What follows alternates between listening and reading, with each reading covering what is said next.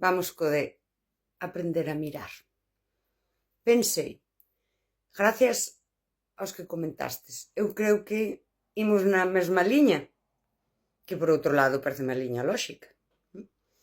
Podemos ensinarlle ás outras persoas a ver nun sentido máis filosófico, espiritual, máis humano, máis da vida, non? Non ver cos ollos, senón entender, comprender, non? Que sería ese ver. Eu creo que pasa un pouco o mesmo. A persoa, esta é a opinión miña, ten que querer ver. Isto é moi importante.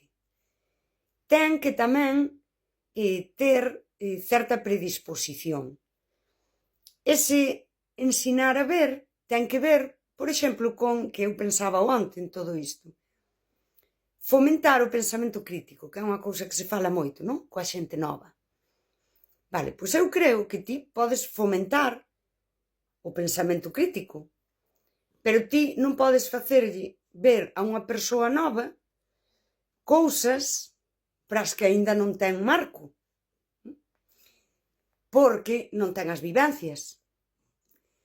E aí entra que o decides por aí, é a persoa que o ten que ver. Cando se cría, que hoxe tamén somos moi do inmediato, non? Queremos... O que se fai é sementar. Sementar e coidar esa semente. E ti, é que cando as crianzas son pequenas, de cousas básicas como, non sei, non cruzar, a estrada, ti tes que collelos da man e repetilo unha vez e outra vez. Non se pode cruzar, pódete pillar un coche, e non é que ti o dís e a crianza mañá xa sabe, que me pode pillar un coche. E máis, ti dís, pódete pillar un coche, unha crianza pequena non ten marco para comprender o que significa pódete pillar un coche. É así de claro. Daquela, para min a idea é a persoa ten que ter unhas características e a persoa ten que querer ver. Podes dicir unha cousa, sen irnos a cousas moi profundas, que é totalmente lóxica e que eu vexo así, e a persoa usar o autoengano.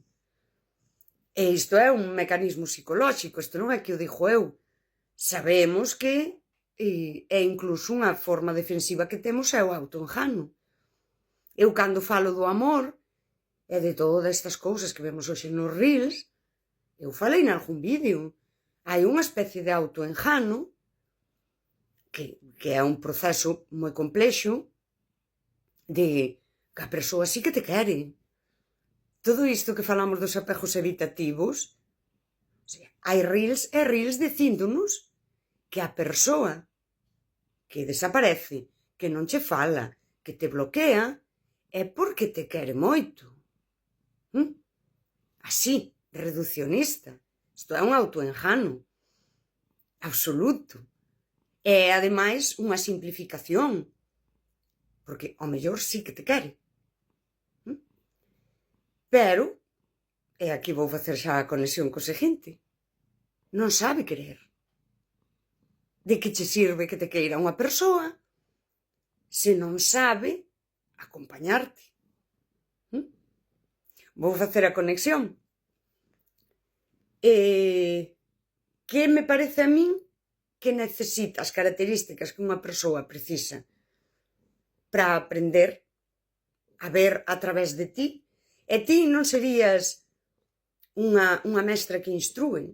Aquí as filosofías orientais que están moi apegadas a prácticas religiosas, a prácticas espirituais. Teríamos, por exemplo, a figura da achaira. A achaira é a túa guía, é a túa mestra. Pero a achaira non abre unha escola para levar a quen queira a iluminación. A persoa, casi como un chamado da iluminación, achegas á chaira.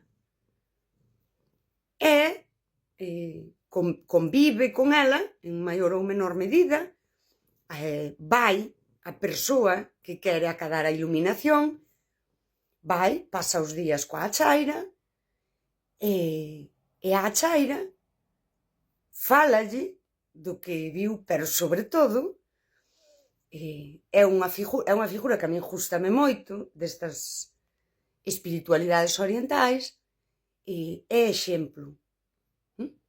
Por iso a persoa se achega e de alguna forma sigue a chaira.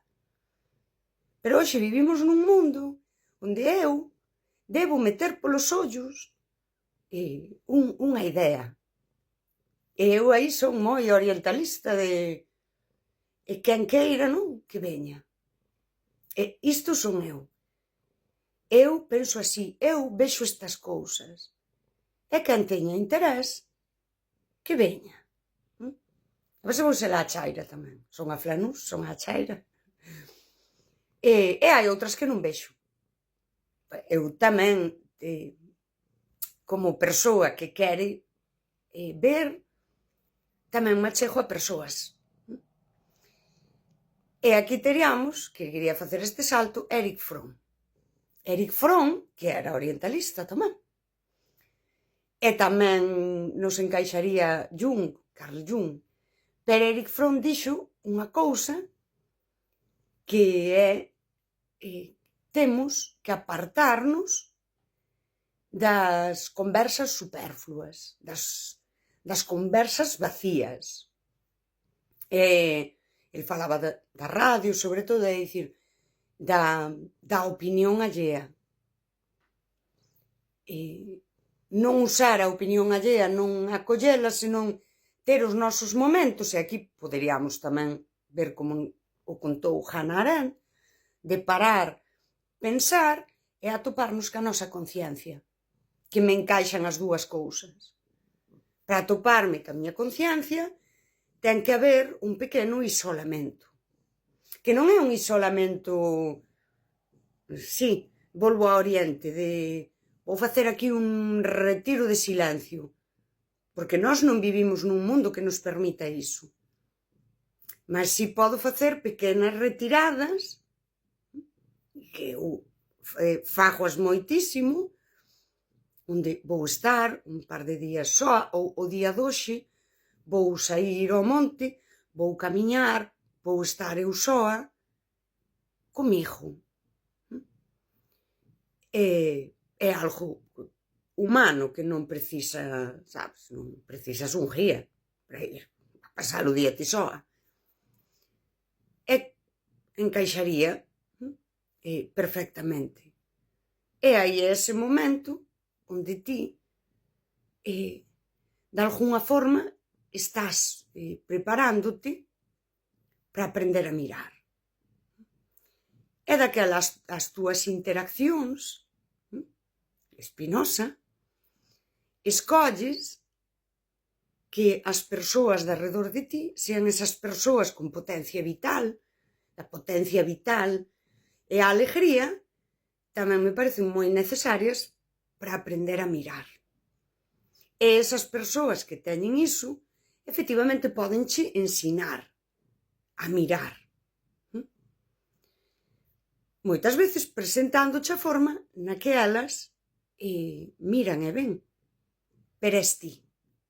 És ti que querías aprender a ver, que de alguna forma creas, non? Pois iso, este ecosistema afectivo de persoas. Persoas, por exemplo, que cando ti nomeas algo, bueno, daslle moita volta a cousa. Esa é unha tontería. Que exagerada. Que sensible és. Por iso, Erich Fromm, rachar con ese tipo de interaccións. Porque son castradoras. Porque son as que cando ti dis ai, mira, parece que estou vendo algo que eu non vira. Bueno, xa estás cas túas tonterías. E daquela, estabas abrindo un pouco o ollo e pechancho dun ostión. E iso é unha parte desa microfísica do poder que todos exercemos, non? E todos participamos dela, na que hai discursos máis estructurais, vamos usar a palabra, máis correctos, que corresponden á túa época, que, como dixo Vicente Risco, son verdade, porque en cada etapa na que a mí me tocou vivir, aos propios seres humanos crearon esa verdade, e eu vou por ese camiño e vexo algo e, bueno, para, siga andando por aquí, que é por aquí que nos dixeron, non? Así, non é que teña unha solución, pero eu pensei en todas estas cousas, non? Que ao longo da historia, pois, moitas persoas, non? Que lin filosofía e deron con elas. É que en todas as partes do mundo, porque dá igual se te vas ao Oriente que ao Occidente, como a dúas maneiras de filosofía, non? Como diferenciadas, pero que cando eu, que tive un punto super oriente, que isto é o máis, sabes, a iluminación, todas dan no mesmo, porque somos seres humanos e funcionamos así. E ver, aprender a ver, sirve para nomear, como puido nomear, pois iso, Fromm, Hannah Arendt, Jung, a mí igual. Na filosofía oriental temos a Krishnamurti, que si que era un home que podemos decir ensinaba a ver, pero el xuntábase e facía un pouco isto mismo. Eu vou estar aquí falando, quen queira que veña. E tiña unha cousa moi guai, Krishnamurti, que era un pouco ChatGPT, o tipo, que cando a xente lle contaba un conto, el devolvía unha pregunta. Se ledes algún libro de Krishnamurti, hai libros que non son un libro de Krishnamurti, son transcripcións de xuntanzas que el facía coa xente. E a xente dicía algo, el dicía, vale, pero é daquela, non, que é o amor? Bueno, é daquela, porque ti, cando estás, que sempre eran señores, claro, porque a vida é así, patriarcado en todos os lados. Cando ti coñeces a túa muller, cando ti vives ca túa muller, e ti sintes isto é o amor, isto non é o amor, é dicir, facía un pouco o ChatGPT. A persoa chegaba con un pensamento, expresaba e Krishnamurti lanzaba unha pregunta para que dese pensamento que a persoa xa tiña poidese pasar ao seguinte pensamento un pouco máis elevado e un pouco máis elaborado. Iso si é ensinar a ver non como a mestre, senón máis como un guía. E isto eu creo que na vida que sí que todas as persoas o podemos facer. Por eso ás veces hai, o que digo eu, hai como capas sociais. Hai unha capa onde a xente é un pouco máis superficial. Estamos aquí falando da crema que botamos e do método Curly que lle postí ao pelo. No ámbito cando hoxe vemos esta cousa intelectual, non? Estamos aquí falando da nosa cousa, do noso campo, sí? Do que nós sabemos. E atopaste, como a min onte que alguén me dixo, se podía aportar, non sei, como aos estudos. Digo, a ver, teño que ir agora á biblioteca para ter unha conversa. Teño que ir eu agora a buscar, que é, eso é o que eu chamo linguaxe académica, que é moi endogámica, porque a min onte mesmo, claro, é que tiña que, é que non me acordo a palabra que usou. É como que eu tiña que aportar algo, un estudo ou unha tese que alguén fixo para poder dicir o que estaba dicindo. E, pois, mira, eu xa marcho. Enténdese, non? É que, por exemplo, eso é cando digo acotámolo o pensamento, acotámolo a un campo, hai persoas que quedan excluídas.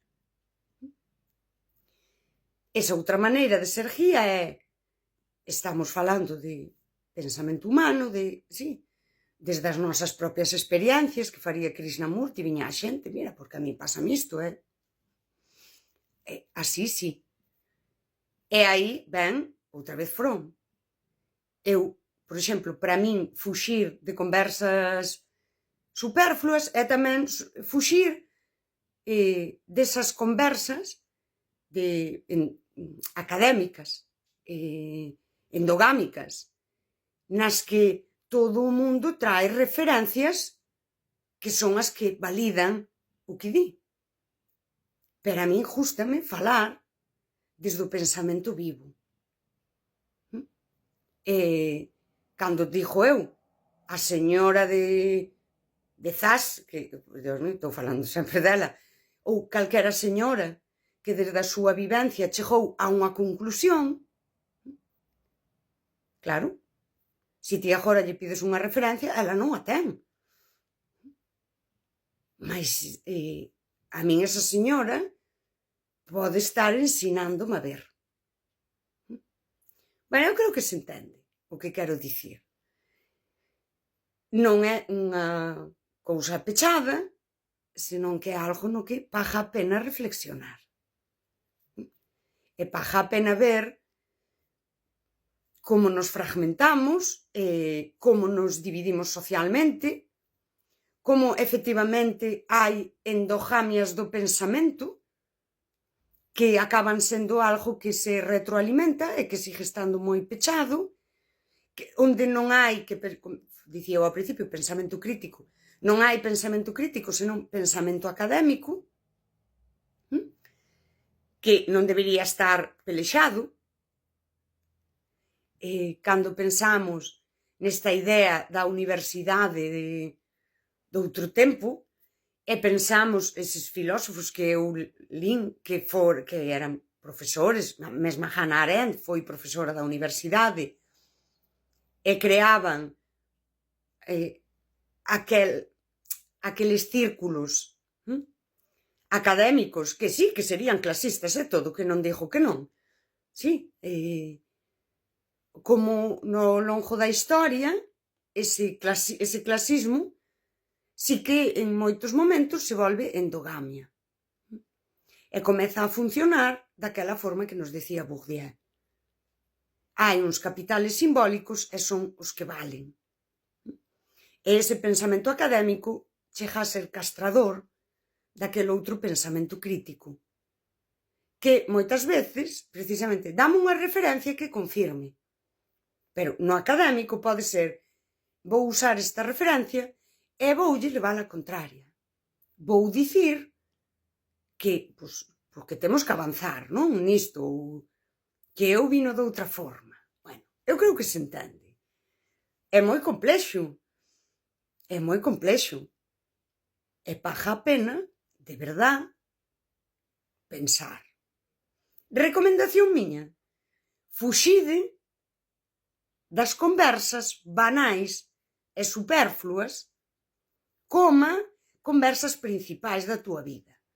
Esa socialización actual de ir ali e expoñerte e tal, para min, é moi negativa para aprender a ver. É ruidosa no sentido de que ocupache a cabeza en cousas que non. Fuxir diso xa o conectas con parar, pensar e atoparte ca túa conciencia. E cando te atopas ca túa conciencia e chegas a certas ideas, pronunciarte e falar. E ali onde che digan, bueno, estás sempre ca túa tontería, ou tráeme unha referencia, ou iso non, porque hai non sei cantos anos, non sei quen, escribí un libro e dixo non sei quen, daí xa fuximos. Porque eu teño amizades nas que digo, vou dicir unha cousa, e a min non me din, vai, que tonta és, ai, de verdad que estás sempre... pois ao mellor o que recibo de volta é un é interesante iso que dis. Pois non o sei, pois habería que ver, pois poderíamos... É aí. E aí xa podo conectar todos os teus procesos coa realidade humana de que temos que ser tribo. É que temos que buscar aquelas persoas que queren aprender a ver, que viron cousas que ti non viches e ao transmitirches aprendenche a ti. Iso é a riqueza humana, intelectual no sentido humano, que non académico, e a túa riqueza está na túa socialización, nos vínculos, nas persoas. Porque son o máis importante. O máis importante como seres humanos é ter a nosa tribu e quererlles, que nos queiran, ese recoñecemento mutuo entre persoas, non? Que diría Hegel, deixar de estar na dialéctica amo-escravo, que se ve moito no pensamento académico, é baixarnos, e digo baixarnos, o humano, é compartir con persoas que tamén comparten desde o humano. Así, sí. E, sobre todo, creo que debemos sempre seguir pensando. Porque estes asuntos non chegan a tese. Non hai unha tese final. Son vida. Son humanidade. Humanidade como a túa maneira de estar no mundo, sí? E seguir aprendendo a ver e a todo. Porque xa o digo dito. Está a vella morrendo e está aprendendo. Daquela temos que seguir, non nos queda outra.